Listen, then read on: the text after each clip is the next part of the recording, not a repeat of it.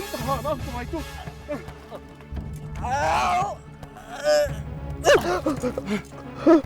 ಯಾವುದೋ ಪ್ರಾಣಿ ನೀರು ಕುಡಿಯುತ್ತಿರುವುದೆಂದು ತಿಳಿದು ಬಾಣ ಪ್ರಯೋಗ ಮಾಡಿಬಿಟ್ಟೆನಲ್ಲ.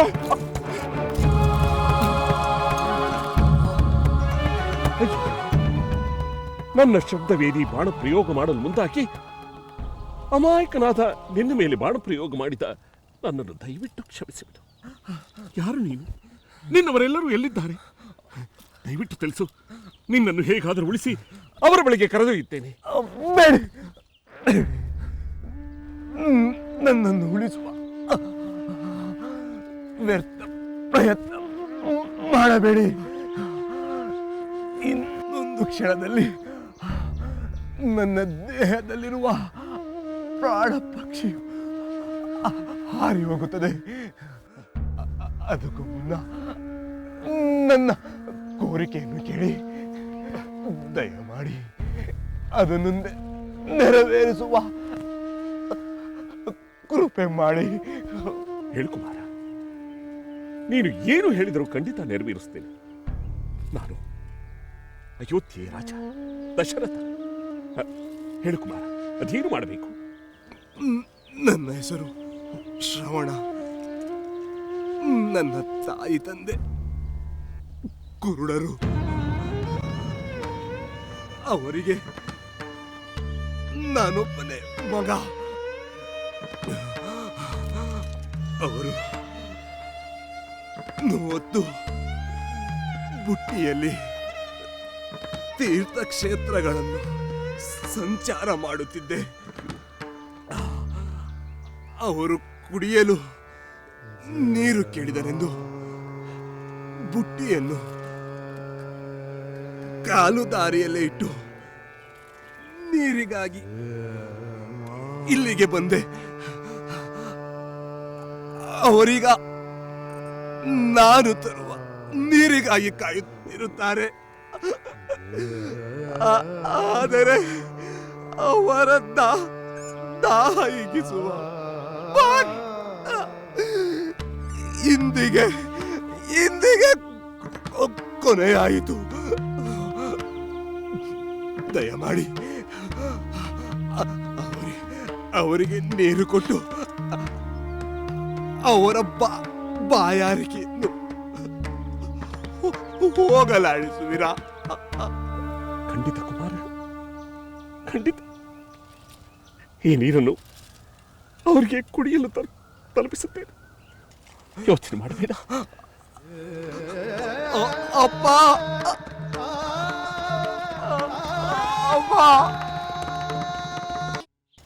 ಯೋಚನೆ ಮಾಡಬೇಡ. ಅಪ್ಪ,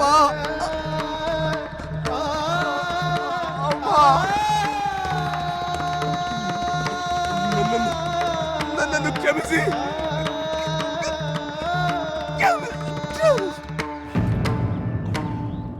ಕುಮಾರ, ಕುಮಾರ,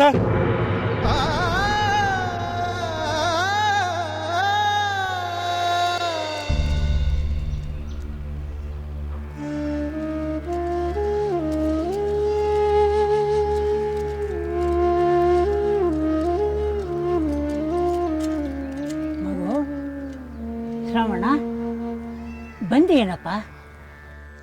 ನಮಗೆ ಕುಡಿಯಲು ನೀರು ತಂದೆಯಾ?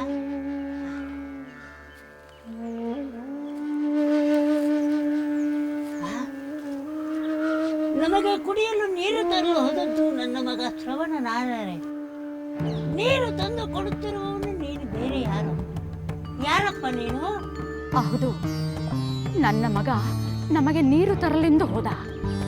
ಅವನ ಬದಲು ನಮಗೆ ನೀರು ತಂದಿರುವ ನೀನು ಯಾರಪ್ಪ? ರಘುವಂಶದಲ್ಲಿ ಜನಿಸಿದ ಅಯೋಧ್ಯೆಯ ಅಧಿಪತಿಯಾದ ದಶರಥ ಮಹಾರಾಜ. ನಿನಗೆ ಸಾಷ್ಟಾಂಗ ಪ್ರಣಾಮಗಳನ್ನು ಮಾಡುತ್ತಾರೆ. ದಶರಥ ಮಹಾರಾಜರೇ, ಕೀರ್ತಿಶಾಲಿಯಾದರು, ನಾಡಿಗೆ ದೊರೆಯಾದರು, ನಮಗೆ ಕುಡಿಯಲು ನೀರು ತಂದು ಉಪಕಾರ ಮಾಡುತ್ತಿರುವ ನಿಮಗೆ ಸಹಸ್ರ ವಂದನೆಗಳು.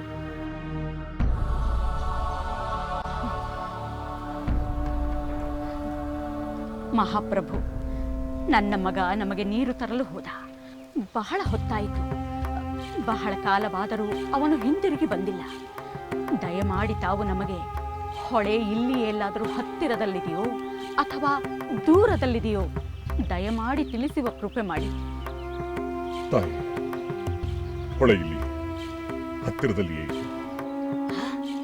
ಹಾಗಾದರೆ ಇಷ್ಟು ಹೊತ್ತಾದರೂ ನನ್ನ ಮಗನೇಕೆ ಬರಲಿಲ್ಲ? ಪ್ರಭು, ತಾವೇನಾದರೂ ನನ್ನ ಮಗನನ್ನು ನೋಡಿದಿರಾ?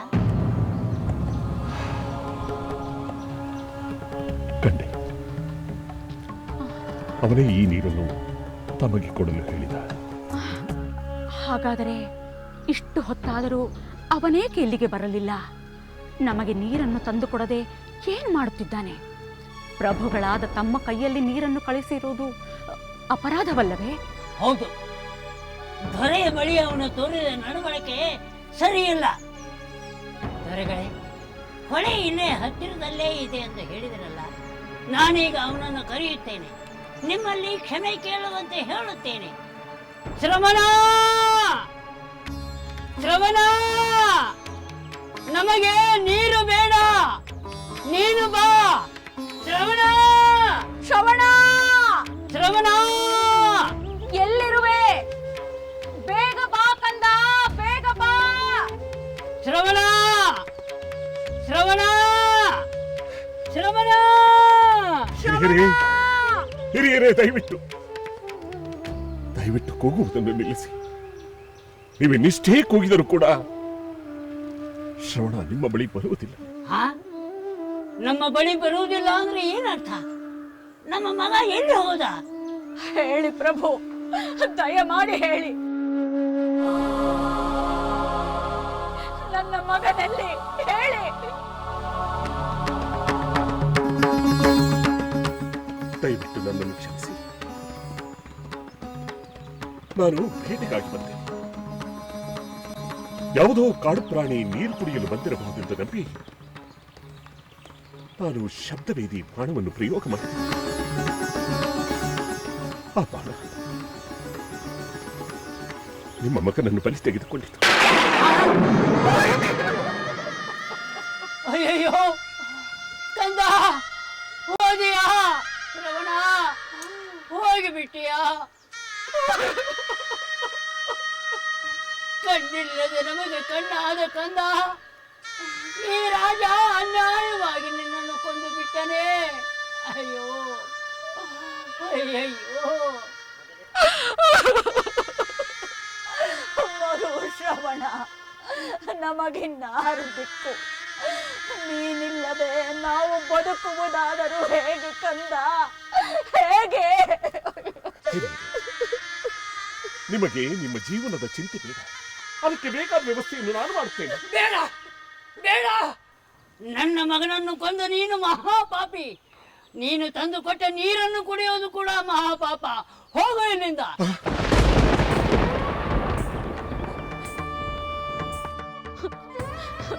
ಮಗನನ್ನು ಕಳೆದುಕೊಂಡ ನಾವು ಬದುಕಿದ್ದು ಪ್ರಯೋಜನವಿಲ್ಲ. ಈ ಕ್ಷಣದಲ್ಲಿ ನಾವು ಪ್ರಾಣ ಬಿಡುತ್ತೇವೆಯೇ ಹೊರತು ನಿನ್ನ ಆಶ್ರಯದಲ್ಲಿ ಎಂದಿಗೂ ಇರುವುದಿಲ್ಲ. ನಿಜ. ಎಲೆ ದಶರಥ ಮಹಾರಾಜ, ಇನ್ನು ಒಂದು ಕ್ಷಣವೂ ನಮಗೆ ಬದುಕುವ ಆಸೆ ಇಲ್ಲ. ನಾವು ಈಗಲೇ ಪ್ರಾಣ ತ್ಯಾಗ ಮಾಡುತ್ತೇವೆ. ನಮಗೆ ಅಗ್ನಿ ಸ್ಪರ್ಶ ಮಾಡಬೇಕಾದ ಮಗನೇ ನಿನ್ನಿಂದ ಇಲ್ಲವಾದ ಮೇಲೆ ನೀನೇ ನಮಗೆ ಅಗ್ನಿ ಸ್ಪರ್ಶ ಮಾಡು. ಇಲ್ಲ, ನೀವು ಸಾಯಬಾರದು, ನೀವು ಸಾಯಬಾರದು. ಇಲ್ಲ, ನಮ್ಮನ್ನು ಉಳಿಸಿಕೊಳ್ಳಲು ನಿನ್ನಿಂದ ಸಾಧ್ಯವಿಲ್ಲ. ಪುತ್ರ ವಿಯೋಗ ಶೋಕದಿಂದ ನಮ್ಮನ್ನು ಸಾಯುವಂತೆ ಮಾಡಿದ ನೀನು ಸಹ ಆ ಪುತ್ರ ವಿಯೋಗ ಶೋಕದಿಂದಲೇ ನಿನ್ನ ಪ್ರೀತಿಯ ಪುತ್ರನು ದೂರನಾದಾಗ ನೀನು ಮರಣ ಹೊಂದು. ಈಗ ನಮಗೆ ಅಗ್ನಿ ಸ್ಪರ್ಶ ಮಾಡು, ಅಗ್ನಿ ಸ್ಪರ್ಶ ಮಾಡು.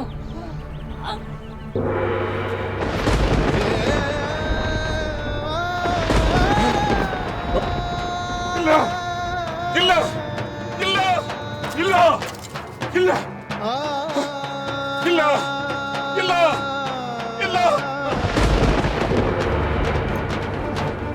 ಏನಾಯ್ತು ಪ್ರಭು? ಏನಾಯ್ತು ಪ್ರಭು? ಯಾವುದಾದ್ರೂ ದುಸ್ವಪ್ನ ಕಂಡಿರಾ? ದುಸ್ವಪ್ನ? ಇಲ್ಲ, ಇಲ್ಲ, ಇದು ಸ್ವಪ್ನವಲ್ಲ.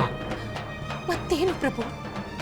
ರಾಮಚಂದ್ರನ ಶಬ್ದವೇದಿ ಪ್ರಯೋಗವನ್ನು ಕಂಡಾಗಿನಿಂದ ಯಾವುದೋ ಒಂದು ಚಿಂತೆ ನಿಮ್ಮನ್ನು ಆವರಿಸಿಕೊಂಡಿದೆ. ಅದೇನೆಂದು ಹೇಳಿ, ನಿಮ್ಮ ಚಿಂತೆಗೆ ಕಾರಣವೇನು? ದೇವಿ, ಇನ್ನೆಂದಾದರೂ ಸಮಯ ಬಂದಾಗ ಆ ವಿಷಯದ ಬಗ್ಗೆ ಹೇಳುತ್ತೇನೆ.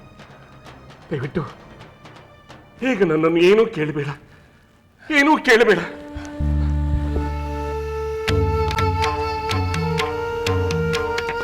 ಮಗನ ಶಸ್ತ್ರ ನೈಪುಣ್ಯತೆಯನ್ನು ಕಂಡು ಆನಂದಿಸಬೇಕಾದ ಇವರು ಏಕೆ ಚಿಂತಿಸುತ್ತಿರುವರು?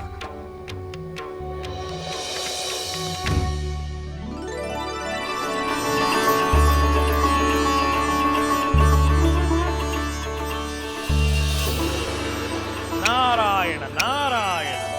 ಅನುಪಮದಾನಂದ ತಂದೀಹ ಸಿರಿಕಂದ ಅಗಣಿತ ಚೆಲುವಿನ ವದನಾರವಿಂದ ಮಿಥಿಲೆಯ ಭಾಗ್ಯವೋ ದಿವಿಚಾರ ವರವೋ ಜನಕರ ವಂಶದ ಭಾಗ್ಯದ ನಿಧಿಯೋ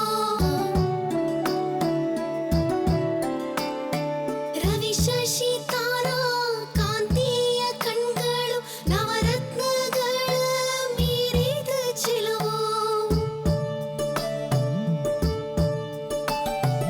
ಅಷ್ಟಲಕ್ಷ್ಮಿಗಳ ಸಕಲ ಸಂಪದವು ಭುವಿಯಲ್ಲಿ ಸಿಕ್ಕಿತು ಅಪರೂಪದ ಮುತ್ತು ಅನುಪಮದಾನಂದ ತಂದೀಹ ಸಿರಿಕಂದ ಅಗಣಿತ ಚೆಲುವಿನ ವದನಾರವಿಂದ ಅಗಣಿತ ಚೆಲುವಿನ ವದನಾರವಿಂದ ಅಗಣಿತ ಚೆಲುವಿನ ವದನಾರವಿಂದ.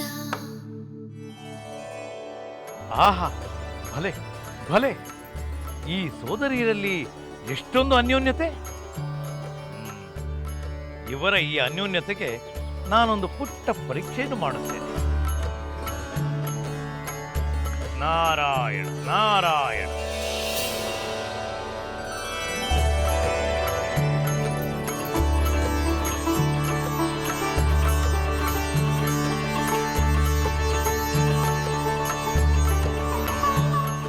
ನಾರಾಯಣ ನಾರಾಯಣ.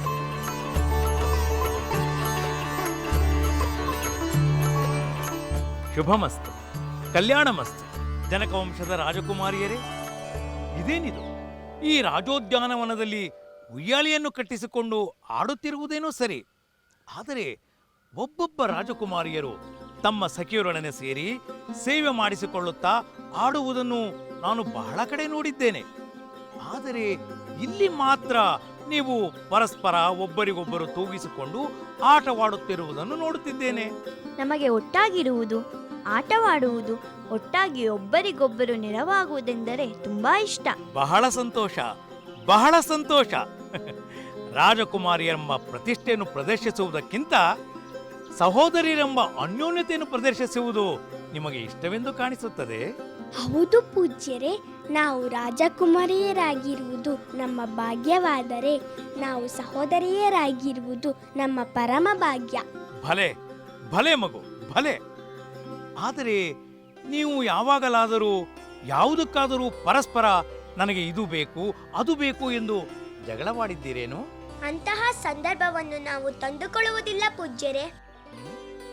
ಅಂತಹ ಸಂದರ್ಭ ಬಂದರೆ ಸೀತಾ ಸಹೋದರಿಯು ನಮಗ್ಯಾರಿಗೂ ಬೇಸರವಾಗದಂತೆ ಸಮಾಧಾನ ಹೇಳುತ್ತಾಳೆ. ಆಹಾ, ಅದ್ಭುತ ಅದ್ಭುತ.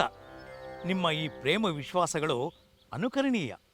ನಿಮ್ಮ ಈ ಪ್ರೇಮವನ್ನು ನೋಡಿ ನಿಮಗೆ ಒಂದು ಕಾಣಿಕೆಯನ್ನು ಕೊಡಬೇಕೆಂದು ನನಗೆ ಅನ್ನಿಸುತ್ತಿದೆ. ತಮ್ಮಂತಹ ಹಿರಿಯರು ಕೊಡುವುದನ್ನು ಆಶೀರ್ವಾದವೆಂದು ತಿಳಿದು ಸ್ವೀಕರಿಸುತ್ತೇವೆ. ಸಂತೋಷ ಮಗು, ಸಂತೋಷ. ಆದರೆ ಒಂದು ನಿಬಂಧನೆ. ಈ ಪೆಟ್ಟಿಗೆಯಲ್ಲಿರುವ ಉಡುಗೊರೆಯನ್ನು ನೀವು 4 ಜನರೂ ಧರಿಸಬೇಕು, ಅಥವಾ ಒಬ್ಬರು ಧರಿಸಬಹುದು.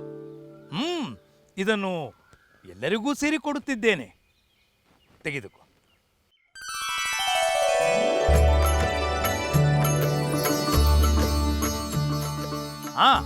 ಇದನ್ನು ನಾನು ಹೋದ ಮೇಲೆ ತೆಗೆದು ನೋಡಬೇಕು. ನಾನಿನ್ನು ಬರುತ್ತೇನೆ. ನಾರಾಯಣ ನಾರಾಯಣ. ಶುಭಮಸ್ತು.